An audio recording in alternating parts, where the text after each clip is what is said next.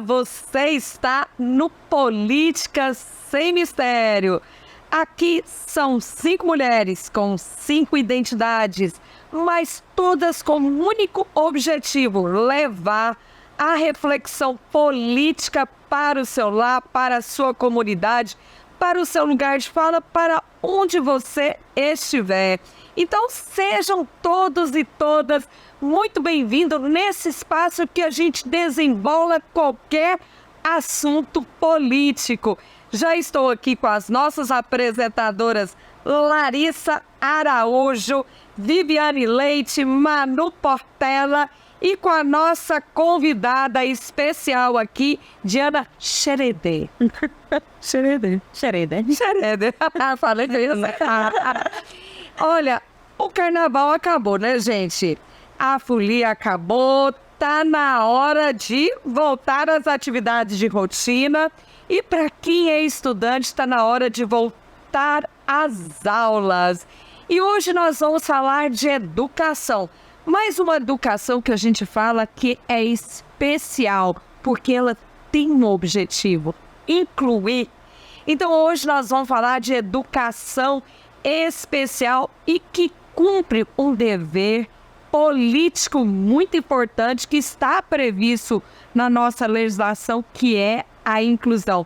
E a gente chamou Diana Xereder para falar sobre este assunto que é muito pertinente para esse momento de início de semestre.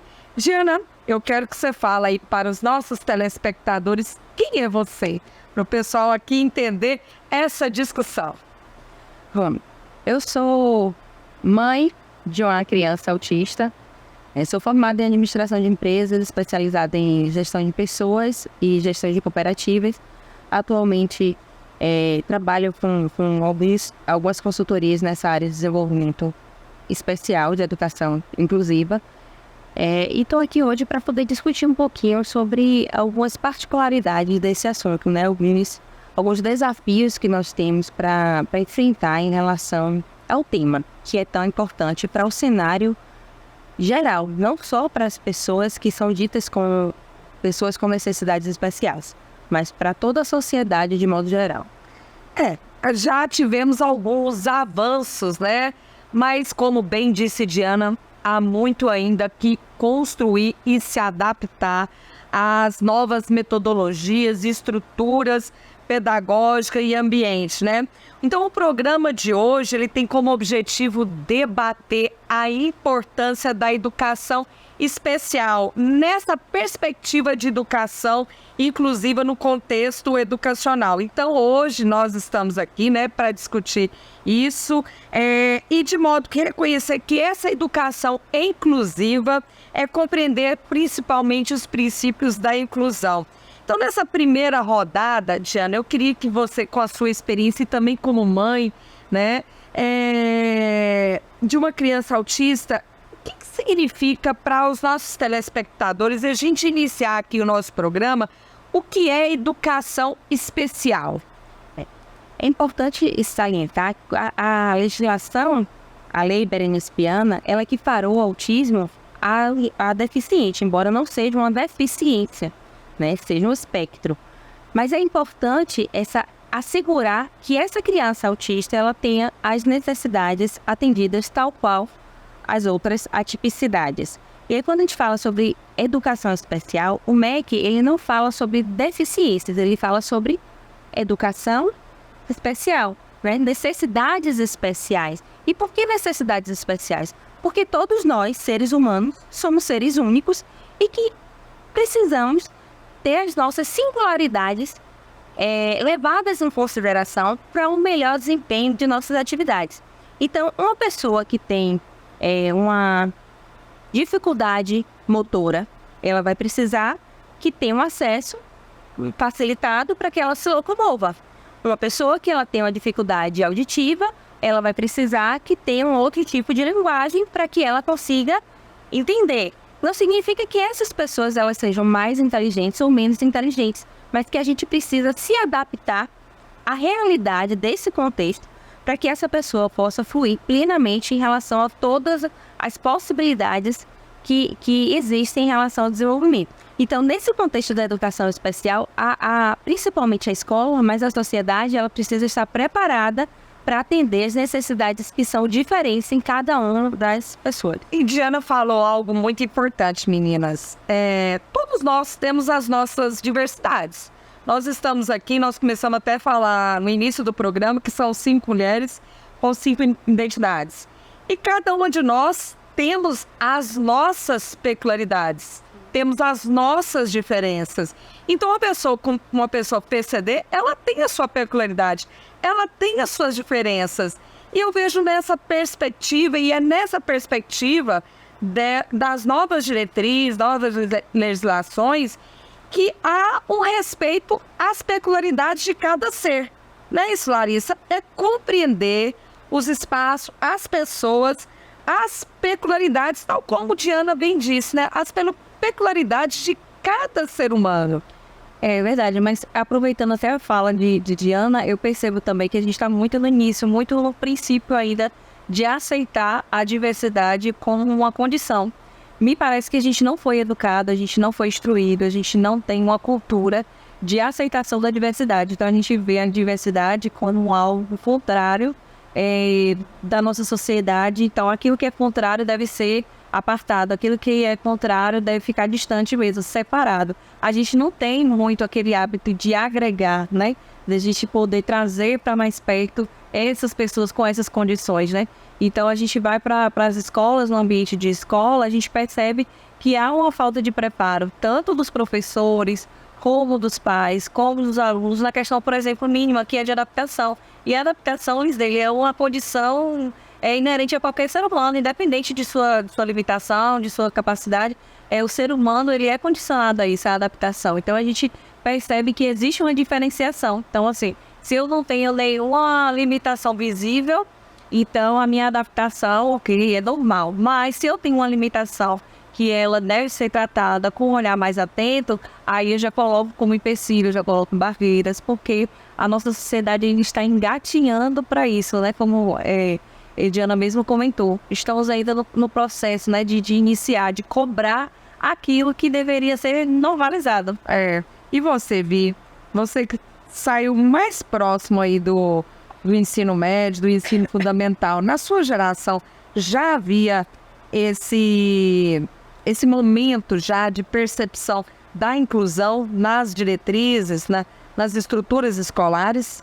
Exatamente. A gente vê que o passado, as pessoas que tinham com deficiência, elas eram excluídas, né? E hoje em dia a gente percebe que há essa exclusão, só que de forma diferente. Cada época com uma forma diferente. Hoje é menos, mas agem de forma diferente. E aí a gente vê que a educação, ela realmente é um tecido de transformação. A gente lembra de Luiz Camões, de Beethoven, de Galileu Galilei, que são pessoas que fizeram a diferença através dessa educação, essa educação especial. Então, é importante a gente falar até sobre isso.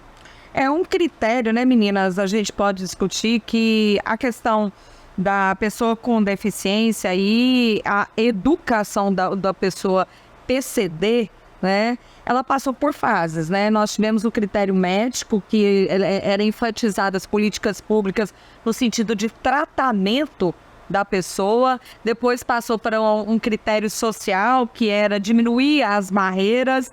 E hoje não, hoje a gente vê esses critérios caindo por terra e temos um critério que aceite a pessoa com a sua diferença, com a sua diversidade, e que todos nós, de uma forma cultural, de uma forma metodológica, de uma forma estrutural, se adapte às diversidades.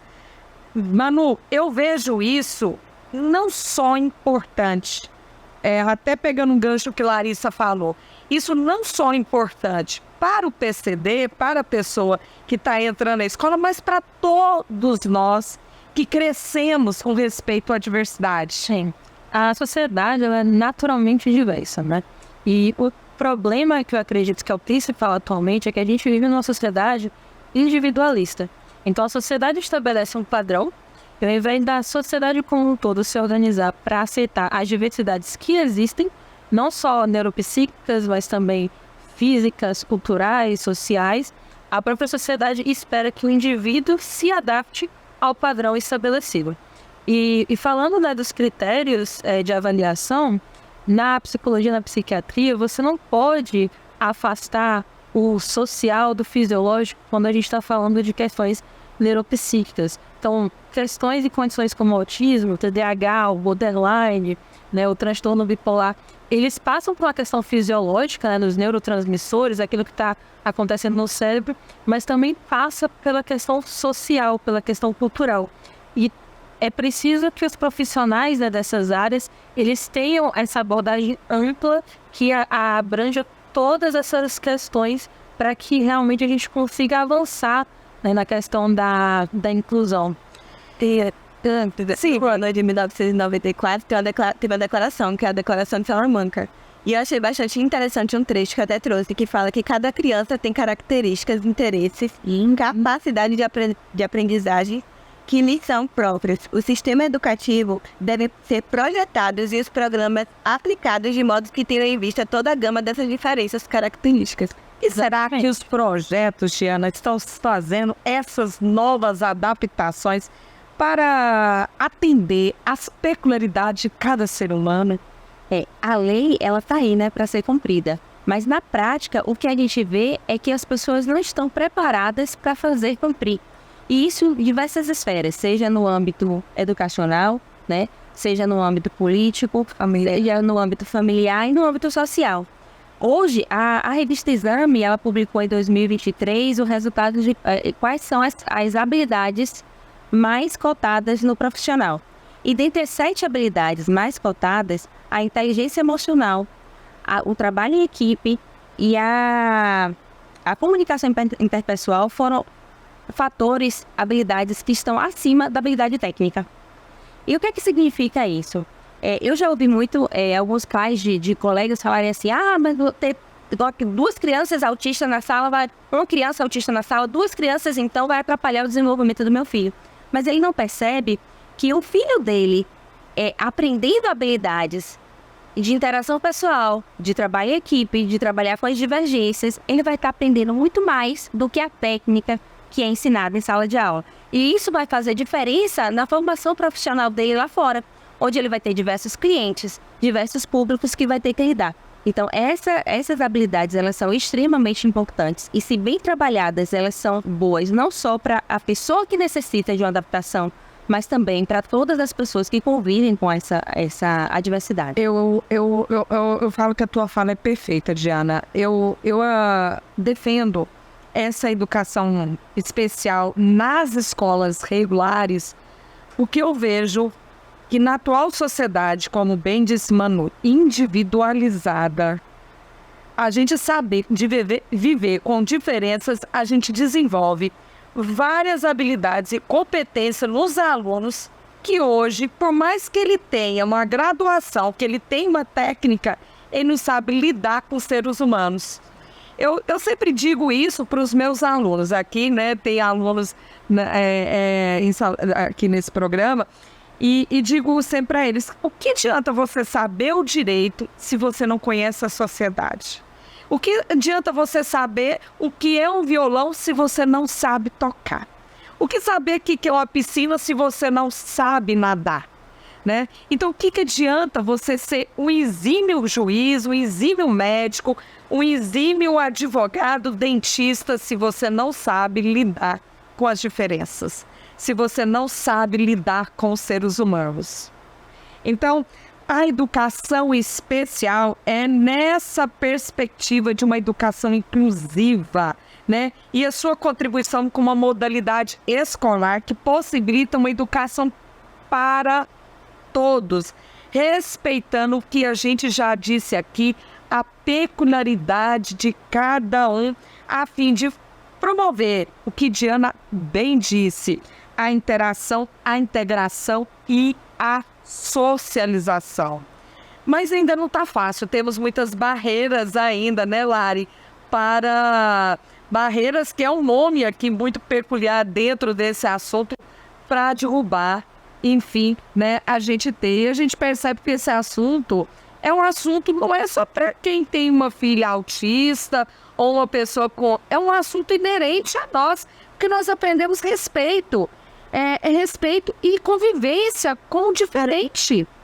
Eu acho o diverso é fascinante. O universo do diverso, ele é muito fascinante. Isso assim, independente se você é autista, ou se você tem um filho, ou algum parente na sua casa que tem alguma limitação assim. A forma como as pessoas olham o mundo de outra forma que você é muito interessante. Eu estava aqui pensando, né? Nas escolas, a gente, desde quando eu estudava, estava buscando aqui referência das minhas experiências. Né? Nas escolas, a gente não tem esse incentivo de respeito à diversidade. Né? É sempre tratado como uma problemática. E a diversidade não é uma problemática, é bom que se diga sobre isso. A diversidade é um meio de convivência, só isso. Que a gente precisa se adaptar. A gente precisa se adaptar, né? E é um universo fascinante, porque como o Lisdeli falou, posso dar um exemplo prático. Meu filho, ele foi estudar e no primeiro ano dele, ele já tinha um colega que era autista. E o autismo, ele é por níveis, né? Uhum. Então, ele já tinha, assim, dava pra gente perceber que alguns é perceptível e outros não. E aí eu conversei, porque eu sou daquelas mães que mesmo no mundo digital, eu ainda prefiro ir da escola, eu gosto do ambiente escolar, eu gosto de estar presente, eu gosto de conhecer os alunos, os pais, né? E aí, na escola, havia entre a professora essa preocupação de conversar, né, na linguagem da criança, para que ela pudesse entender. Em casa, a mesma coisa. E aí, em casa, a gente sempre conversava, né, porque eu falava pro meu filho, ele falava, mãe, mas ele faz sempre todo dia a mesma coisa. Mãe, mas ele só gosta da brincadeira do dinossauro. E aí eu explicava para ele que da mesma forma como ele tinha alguns hábitos repetitivos que ele fazia a mesma coisa, né? Tinha outras coisas que ele era muito bom em fazer e que ele podia aprender. Eu falei pro meu filho, você pode aprender também com ele, né? E você incentivar, ou seja, o meu papel como mãe é incentivar e não tornar aquilo como uma problemática, né? Meu filho trouxe com uma preocupação e eu não posso transformar aquilo numa problemática para ele e dizer que aquilo ali, é assim mesmo. Porque, não, é interessante, porque você também pode ter hábitos repetitivos. Porque você também pode aprender coisas diferentes do jeito dele, entendeu? Você conta assim e ele conta do lado de cá, você também pode aprender e encontrar o mesmo resultado ou resultado diferente. Ou seja, trazer para as pessoas aquele olhar de que não é ruim, não é desconfortável. É algo novo, é uma descoberta. E como toda descoberta deve ser aproveitada como oportunidade. E a gente pega duas palavras aqui, né, Bibi? Homogeneidade ou heterogeneidade. Exatamente.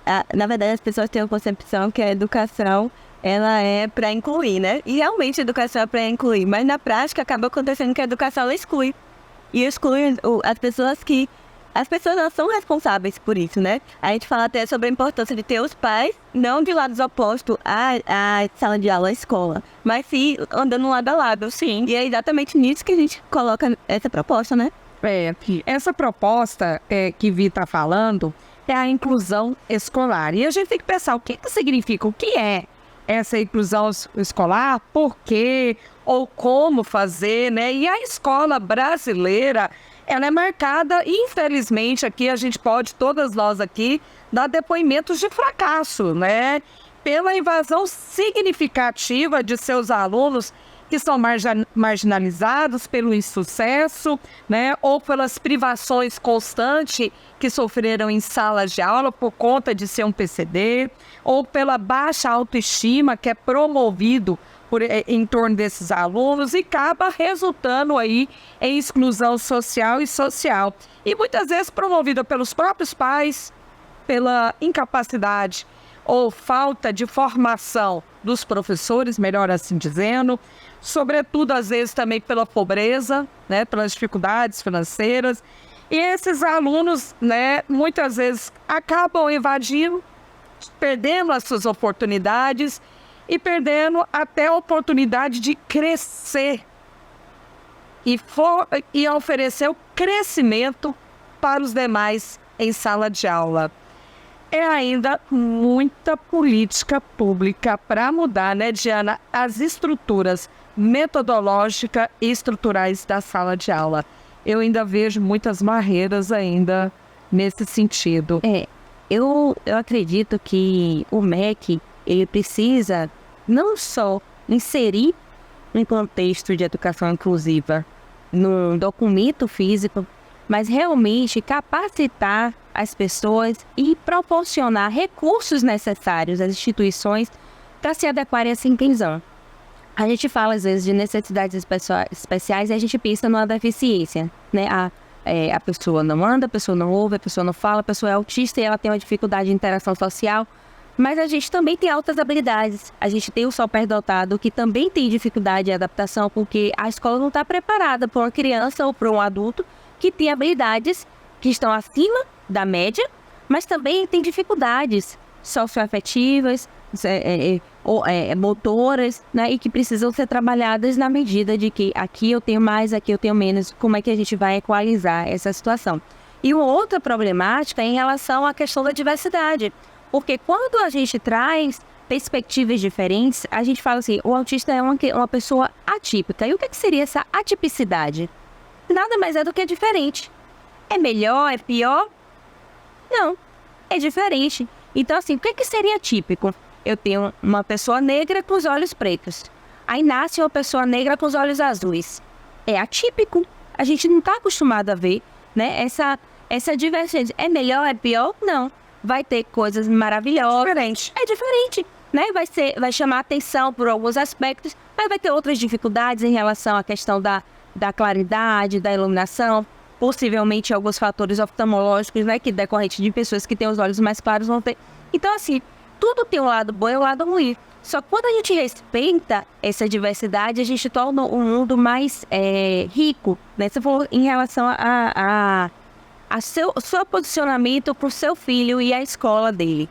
Às vezes a escola ela fala, olha, 2 mais 2 ele vai ser sempre 4.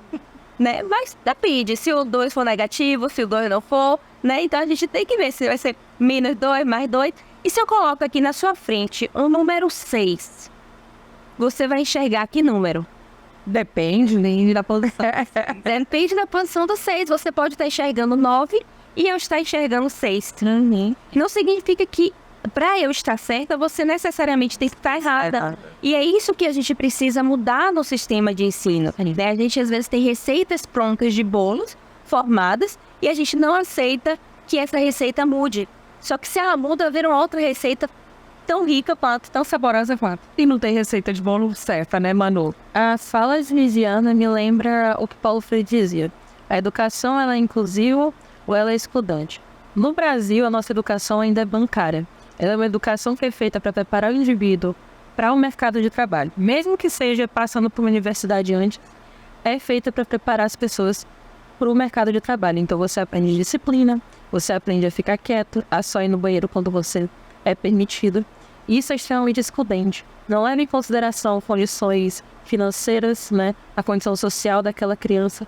A gente vê que nós precisamos, inclusive, ter escolas diferentes para se a pessoa é indígena, se a pessoa é quilombola. Quando a criança ela é autista, ela tem TDAH, tem uma dificuldade de adaptação, porque temos uma lógica educacional no Brasil que é excludente. E não tem como a gente falar de inclusão de pessoas diversas. Eu quero falar diversas porque é uma diversidade neuropsíquica, uma neurodiversidade cultural, uma neurodiversidade biológica. Não tem como falar nessa inclusão se a gente falar em mudar a lógica da educação bancária do Brasil. Você falou algo muito interessante, Manu. Educação bancária ou educação mercadológica. Parece que a gente educa exclusivamente para o mercado de trabalho. Mas a gente educa pessoas para viver em sociedade, para atender as pessoas, independente se ela está no mercado de trabalho, se ela está na igreja, se ela está num clube social.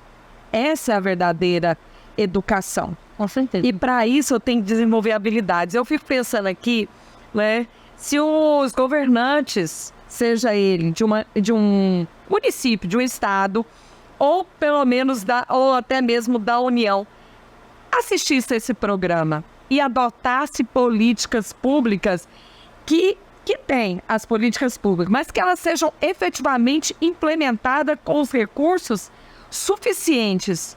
Com certeza, o resultado não é apenas na sala de aula, reverbera em todos os espaços da vida. Em todos. Você vai ter uma loja inclusiva, você vai ter uma música inclusiva, você vai ter um clube inclusivo, você vai ter uma cultura inclusiva. Eu vi uma cena que viralizou esse final de semana no Carnaval, eu acredito que seja em Salvador, quando tinha um cadeirante num bloco lotado. E aí eles juntaram, naquele momento que sempre o artista ali, o cantor, diz em cima do trem elétrico, sai do chão, sai do chão. E eu adoro, né? Esse negócio de sai do chão é uma delícia, né? Quando manda sair do chão, eu também gosto. E todos juntaram, pegaram aquela cadeira de roda e saíram do chão e levantaram aquela cadeira de roda e eles saíram realmente do chão. Isto é educação. Isso é inclusão. Isso reverbera em todos os ambientes. Se a gente aceita as pessoas, porque eu tenho as minhas peculiaridades. Vivi também tem. Diana tem, Manu tem, Larissa tem, Andréa Peixoto. Nossa querida Andréa Peixoto também tem, né? Jéssica Tupinambá tem, Jai tem, Léo Lira que tá aqui também tem. E falar nisso, Rafinha, parece que Léo Lira tá falando ainda na resenha dessa cidade sobre esse assunto. Dá para você jogar o vídeo aí para saber se Léo tá falando de escola?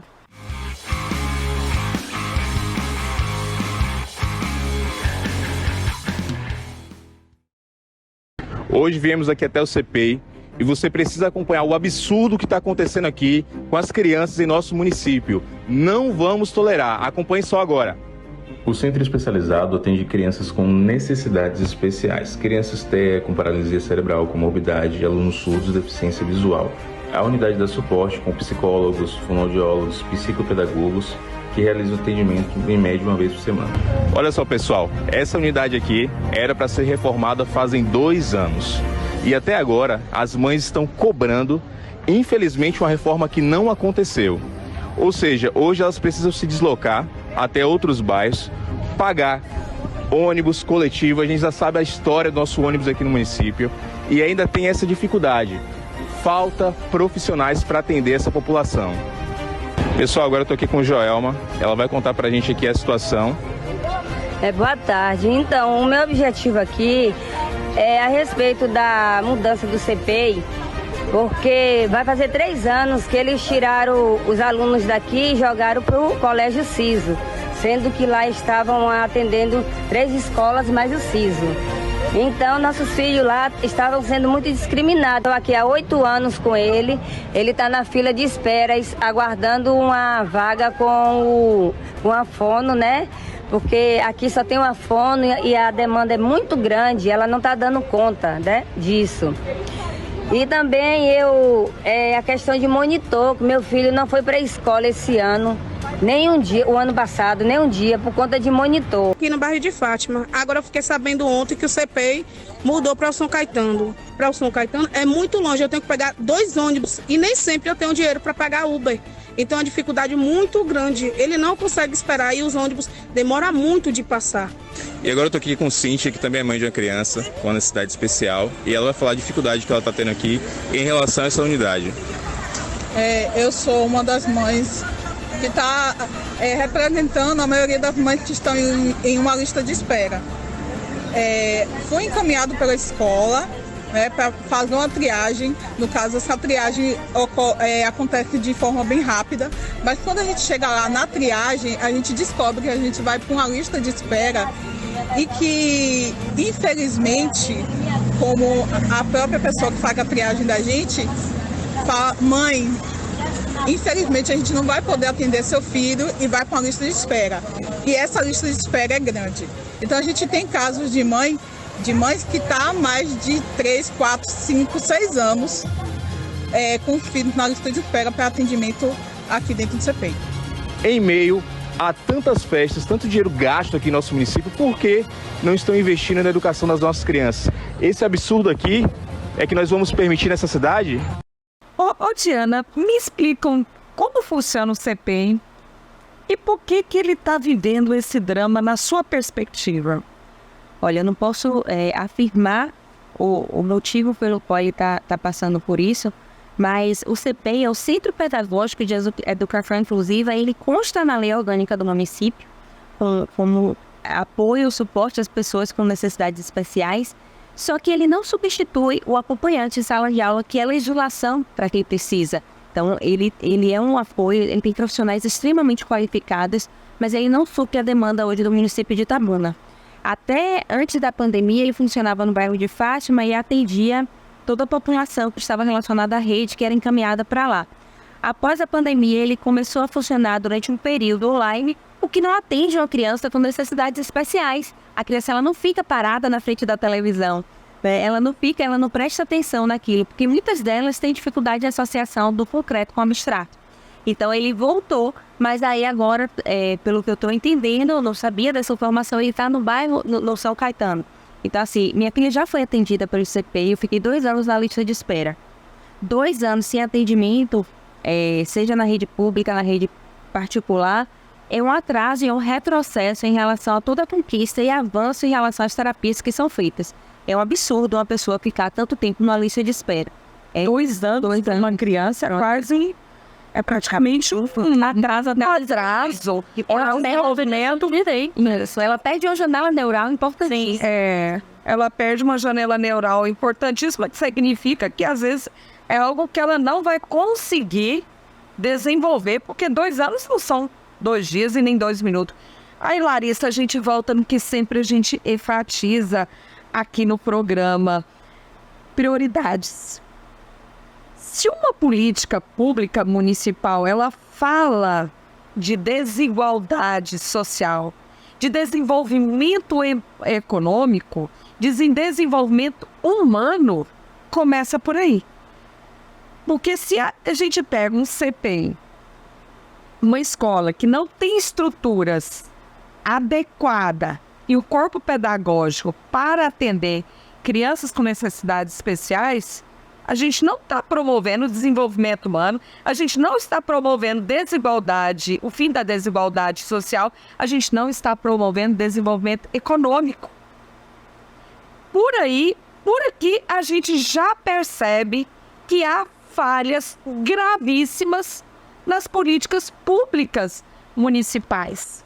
Se não há uma promoção das crianças com necessidades especiais, esse governo com certeza não tem prioridade ou diminuir os índices de desigualdades sociais.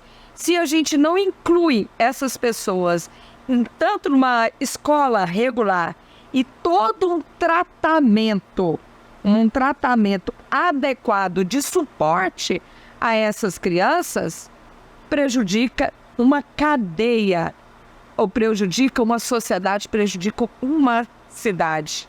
Se eu não estou tendo a oportunidade de estudar com uma criança PCD, se ela não está tendo um grupo multidisciplinar, que são profissionais competentes para atender, vai prejudicar a própria criança, uma lista de espera que vai trazer um desenvolvimento aí, que vai prejudicar, na verdade, o desenvolvimento dessa criança e, acima de tudo, a criança perde, a família perde, a sociedade perde.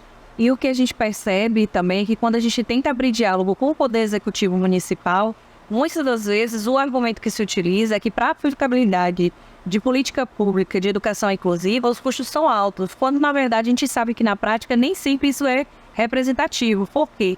As ferramentas muitas vezes já existem, só não funcionam.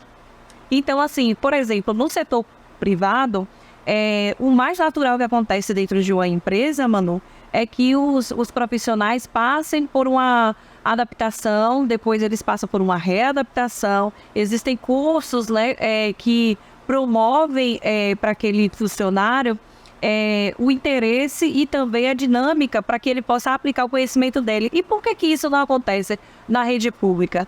Ou seja, o profissional da educação, ele não precisa ser reciclado? Ele não precisa dessa atenção também? Por quê?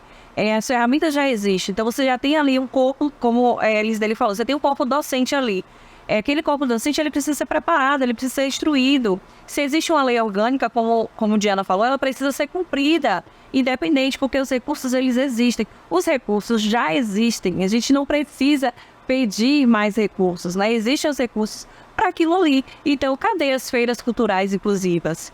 Cadê aqueles movimentos realmente que acontecem nas escolas para instruir, para educar, para movimentar, para atrair as famílias, para atrair também a demanda que é prioritária, ser atendida naquele momento, que são aquelas crianças. Então a gente precisa, na verdade, fazer funcionar o que já existe. Porque muitas vezes o argumento que tratam para os pais, o argumento que trazem para a sociedade é de que é muito difícil, são aquelas famosas barreiras que a gente precisa ultrapassar. Na verdade, não existem barreiras. O que existe é uma falta de inaptidão, de eficiência do Poder Executivo de colocar na prática aquilo que já é para existir. Que já está na lei e o recurso já existe, né? A gente percebe também que realmente existe lei, muitas leis, mas não há essa aplicação. E aí a gente volta para outro ponto sobre os professores, porque querendo ou não, tem que ter um professor, né?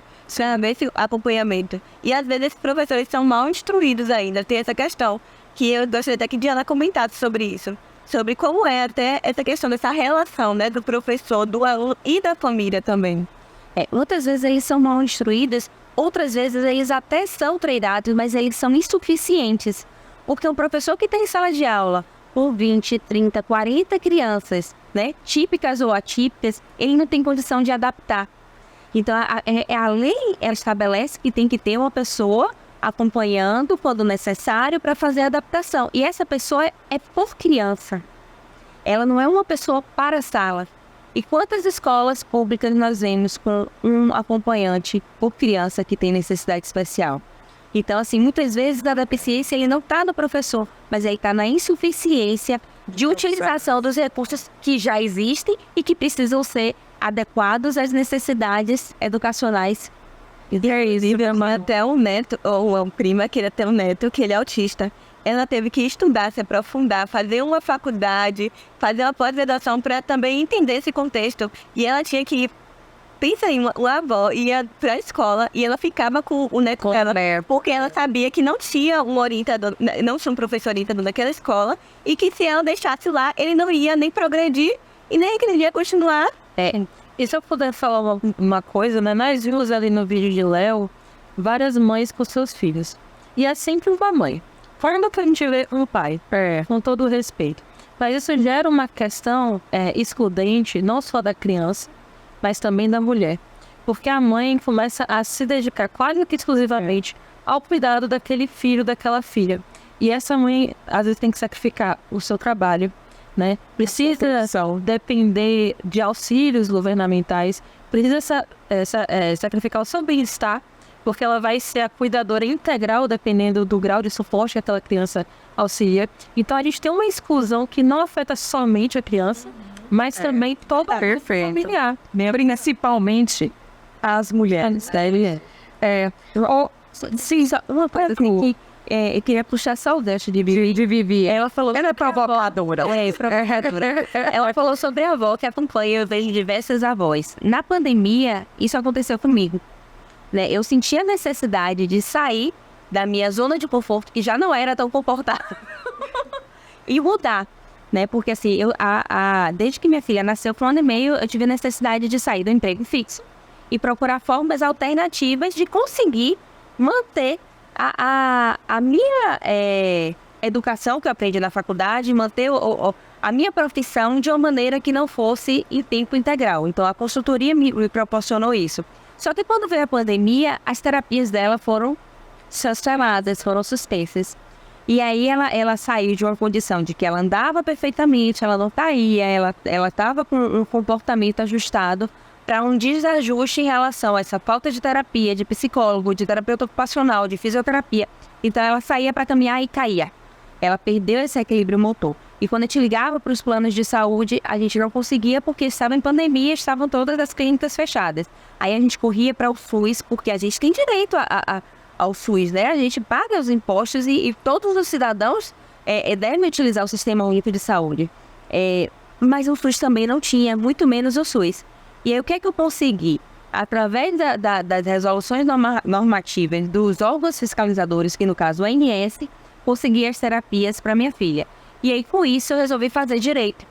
E aí eu comecei, hoje eu sou estudante de Direito, estou no 7º semestre, e lutando para que outras pessoas tenham o mesmo acesso à saúde através da legislação. É a gente fazer e cumprir. Você falou, né, vocês falaram sobre a questão de legislação. Existe muita legislação realmente pertinente ao assunto, mas a gente precisa fazer cumprir. Fazer cumprir, E o Política Sem Mistério tem esse papel. Falar que existe legislação, que existe recursos e que existe já toda uma inteligência para que haja uma educação especial e que realmente promova a inclusão. Falar em inclusão, tem uma pessoa que é muito inclusiva, né, ô Rafinha? Dá para você mostrar onde está a nossa Tupi?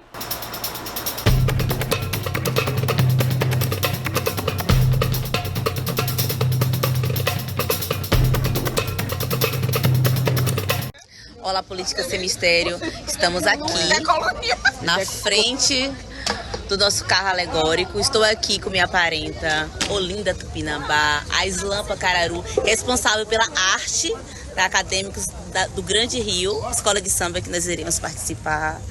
Ministério Tupinambá, Renata, todo mundo aqui aguardando a concentração, que já nós iremos entrar na Marquês de Sapucaí, porque o nosso destino é Seronça. Olha o nosso carro. O nosso destino é Seronça, Jéssica Tupinambá.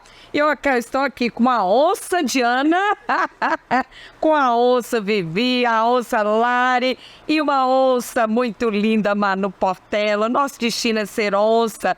Nossa linda Jéssica Tupinambá foi aí, né, homenageado os povos originários pela Grande Rio e ficou em 3º lugar, não é isso, meninas? Um belíssimo desfile. Belíssimo, eu assisti, né? As meninas aqui também assistiram. Jéssica, a gente está com saudades da você, onça. Muitas saudades, né? E ela arrasou, né? E lá, né, nossa Célia Tupinambá ali vestida com o manto, né? Uma peça sagrada aí que está sendo repatriada. Um dos mantos sagrados que ainda existem nos museus, um deles vem para o Museu Nacional este ano, acredito que seja nesse ano de 2024. Olha, Rafa, ainda tem Jai, por onde anda Jai nesse carnaval? Gente, eu fiquei descansando, né? Eu acredito que a maioria contou que ficou descansando, lendo o livro. Aqui, Vivi disse a série que ela assistiu aqui, Sorriso Real, Dorama, a gente eu assisti já esse Sorriso, acho que eu assisti já esse Sorriso Real. Ô, Rafinha, bota aí, a gente quer saber por onde já brincou o carnaval dele.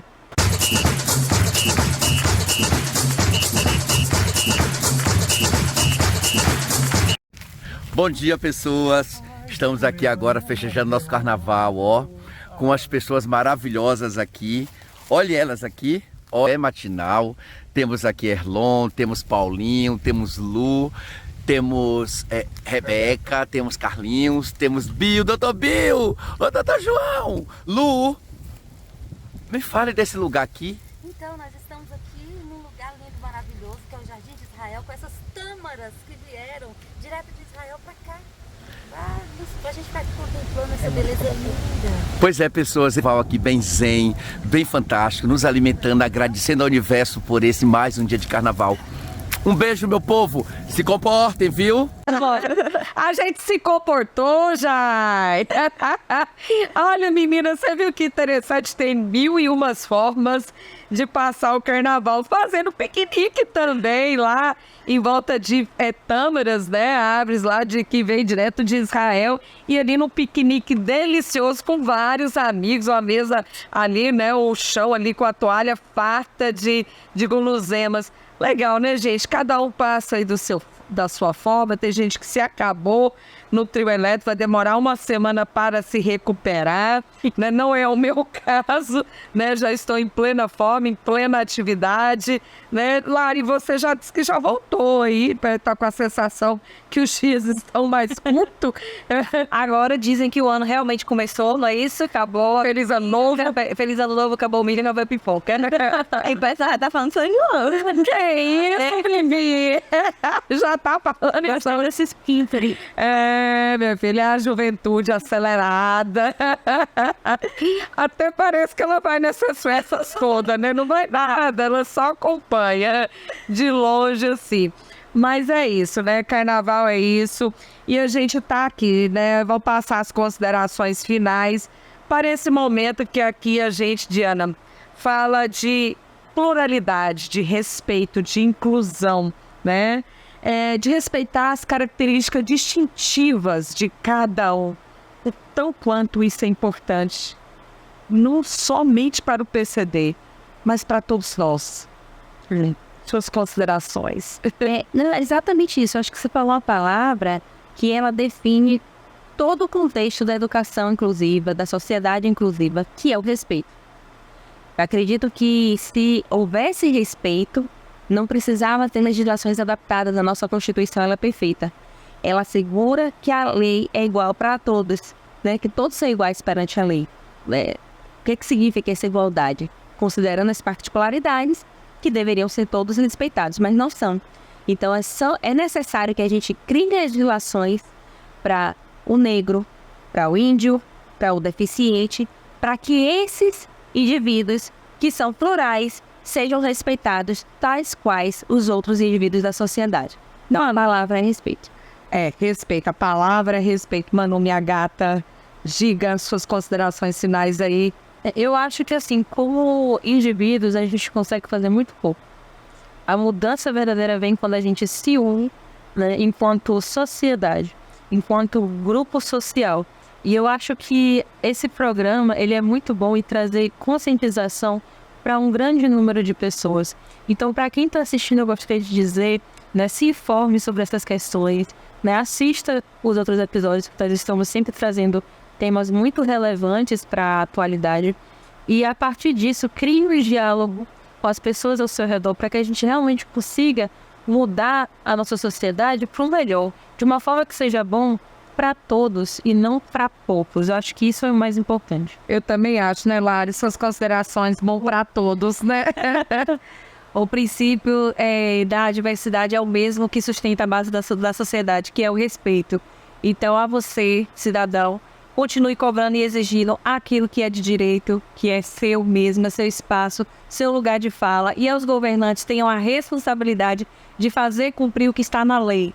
Porque não é favor, não é caridade. Fazer o que precisa ser feito, na verdade, é uma obrigatoriedade, que a gente confia aos poderes responsáveis que nos representam. Exatamente. Não é favor, não é caridade, né, Vivi? E a minha empatia. Minha prima, ela conversou recentemente comigo. E ela passou anos e anos abdicando de toda a vida dela para viver só pro neto dela. Ela criou uma natação. Ela, inclusive, as atividades dentro de casa, ela fazia todas as atividades. E ela abdicou de tudo, de estudar, de trabalhar. E hoje, mais de 30 anos, ela começou a viver a vida dela agora. E assim como ela, tem diversos outros pais, avós, tios, responsáveis, que abdicam de tudo para viver por outra pessoa. Então, que possamos também ser essa rede de apoio, porque não é só um trabalho da escola, não é só um trabalho da família, mas é um trabalho de todos nós, porque todos nós movimentamos a sociedade. Se eu não participar da sociedade, eu vou estar me isentando. Então, que possamos ter empatia pelo outro. Perfeito. A palavra de Vivi é empatia. Então, você teve no Política Sem Mistério esse assunto importantíssimo, que é a educação especial, que promove ações que respeitam a pluralidade, a diversidade, a característica, a singularidade de cada ser humano. Não é favor, como disse bem Larissa, não é favor, é empatia, é respeito. E com isso, atendendo às legislações que já existem na sociedade, atendendo os recursos que já estão previstos, você, governante, oferece as condições para essas pessoas viver em igualdade. Mas não é igualdade jurídica, é igualdade material, concretizada na sociedade. Essas pessoas, elas não querem perder as suas diferenças. Ela vai viver com as suas diferenças, mas em condições de igualdade. Na escola, no emprego, na sociedade, em qualquer ambiente. Então, promova aí a educação especial para que a gente possa ter esta inclusão. Um excelente programa, então a gente já fica aqui agradecendo você, Diana, que trouxe essa luz maravilhosa. Parabéns pela profissional, pela aluna e pela mãe que você é, e que a gente deseja que você consiga aí levar essa luz dentro dessa educação na sua assessoria, na sua consultoria, né, na sua profissão enquanto profissional do direito, para que promova essa educação especial. E a gente já agradece a você que esteve com a gente nesses últimos 50 minutos aqui, sempre falando de uma política pública que possa levar a tua inclusão, o respeito, a empatia, a nossa plena vivência, a nossa plena cidadania na nossa querida sociedade humana. Fiquem com Deus, até o próximo Política Sem Mistério aqui na TVI, todo sábado às 19h. Um grande beijo, um grande abraço, fiquem com Deus. Tchau, tchau. Tchau, tchau. Tchau, tchau.